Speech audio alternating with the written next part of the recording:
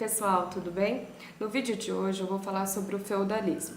Como surgiu o feudalismo? Bom, primeira coisa, no final do Império Romano ele foi dividido em dois. Então ficou o Império Romano do Ocidente e o Império Romano do Oriente. O do Oriente é importante a gente lembrar, porque depois ele vai se tornar um grande império chamado Império Bizantino, que a gente vai ver só depois. Então agora a gente vai ver o que aconteceu com o Império Romano do Ocidente, porque foi ele que deu origem ao feudalismo. Bom, nesse império, os povos germânicos invadiram e dominaram tudo. E na época, os nobres, para não perderem tudo que eles tinham, se juntaram com os povos germânicos. E aí nasceu o feudalismo. Então, o feudalismo ele nasceu de duas tradições, dos povos germânicos e dos povos romanos. Bom, dos povos germânicos, a tradição era comitatus. O que significa isso? É quando uma tribo, os guerreiros de uma tribo, ele deveria ter lealdade, fidelidade a um líder, tá? Então, passando para o feudalismo, é quando o servo ele tem que ter lealdade para com o senhor feudal. E o colonato é quando o nobre ele arrendava, alugava parte de uma terra para quem não tinha moradia. E em troca, essa pessoa tinha que lhe dar parte da sua plantação como pagamento, tá? Então, essas duas tradições, elas juntas formam o feudalismo. Naquela época, a terra era símbolo de riqueza, tá? Então, tudo era baseado na terra. A economia era autossuficiente, ou seja, tudo que era plantado na terra era consumido por lá. No início não tinha comércio, só depois a gente vai ver que existiu o comércio, mas é bem mais pra frente.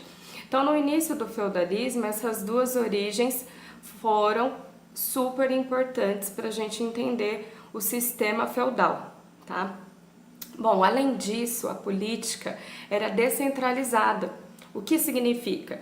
Existia o rei, mas ele mandava só em suas terras, tá? Era só um título, porque na verdade quem governava e quem mandava eram os senhores feudais. Por que os senhores feudais? Porque existiam várias propriedades, né? Então, cada um mandava na sua propriedade. Dentro das suas terras, eles podiam fazer lei, criar sua própria moeda, ter seu próprio exército, construir seus castelos, ter a sua cavalaria, né? Para proteger o seu reino.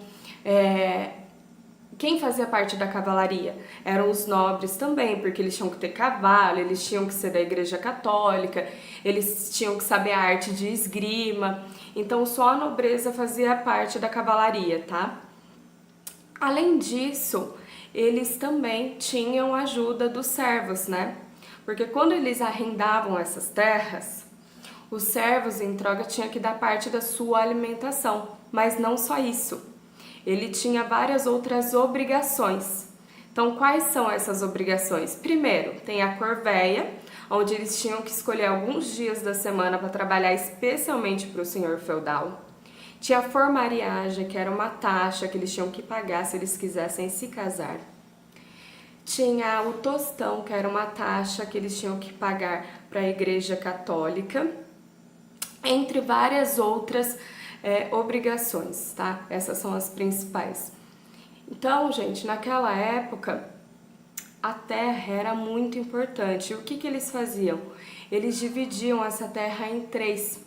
Enquanto duas eles usavam para plantação, uma descansava. Esse era um método que eles acharam para não esgotar a terra, né, para cuidar do meio ambiente. Inclusive, hoje a gente está vendo que tem vários lugares que está tentando recuperar essa herança feudalista, tá? Bom, eu acho que do início do feudalismo é isso que é importante a gente lembrar, né? Só mais uma coisa que eu esqueci de falar. A sociedade naquela época era estamental. O que significa isso? Se você era filho de um nobre, você seria um nobre. Se você era filho de um servo, você seria um servo. Ela não mudava, tá? Então isso é muito importante a gente lembrar. Bom, acho que é isso por hoje.